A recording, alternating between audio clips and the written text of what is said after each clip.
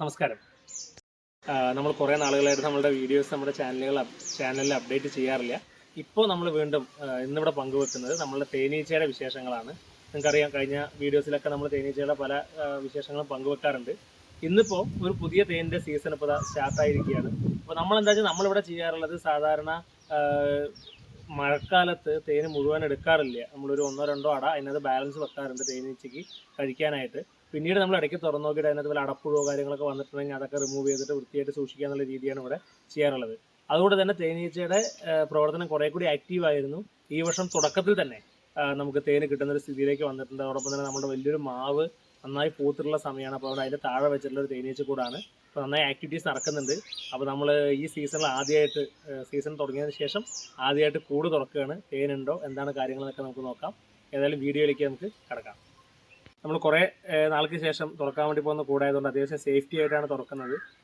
സാധാരണ നിലയ്ക്ക് നമ്മളിനി റെഗുലറായിട്ട് വരുമ്പോൾ ഇത്രയും സേഫ്റ്റി ഫീച്ചേഴ്സിൻ്റെ ആവശ്യമില്ല. പക്ഷെ എന്നാലും ഒരു റിസ്ക് ഒഴിവാക്കുക എന്നുള്ള നിലയ്ക്ക്. അത് മാത്രമല്ല, നമ്മൾ സ്മോക്കറൊന്നും എടുത്തിട്ടില്ല. കാരണം ഇനിയിപ്പോൾ അതിനെ അങ്ങനെ ഉപദ്രവിക്കേണ്ട വിചാരിച്ചുകൊണ്ട് വളരെ സോഫ്റ്റായിട്ട് ഹാൻഡിൽ ചെയ്യാനാണ് തൽക്കാലം ഉദ്ദേശിക്കുന്നത്.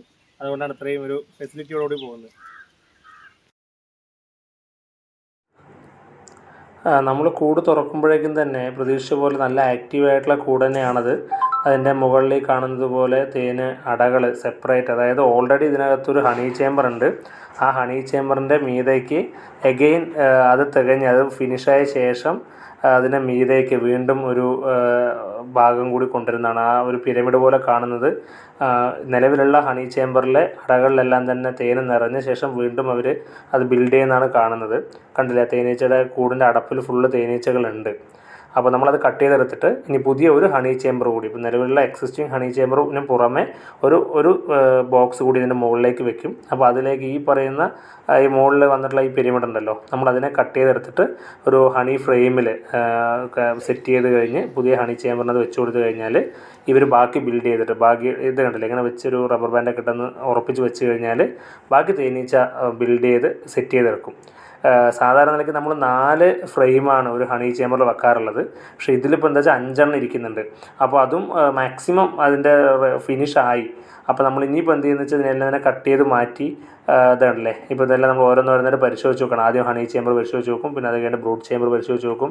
ഇതാണെങ്കിൽ കഴിഞ്ഞ കുറേ നാളുകളായിട്ട് ഓപ്പൺ ചെയ്യാതെ സീസണിൻ്റെ തുടക്കമായതുകൊണ്ടേ എല്ലാം തിരിച്ചു മറിച്ചും എല്ലാം ബിൽഡ് ചെയ്തിട്ടുണ്ട്. പരസ്പരം കണക്റ്റഡ് ആയിരിക്കുന്നുണ്ടാവും. നമ്മളിനി അതെല്ലാം കട്ട് ചെയ്ത് മാറ്റി ക്ലിയർ ചെയ്തിട്ട് വേണം ചെയ്യാനായിട്ട്.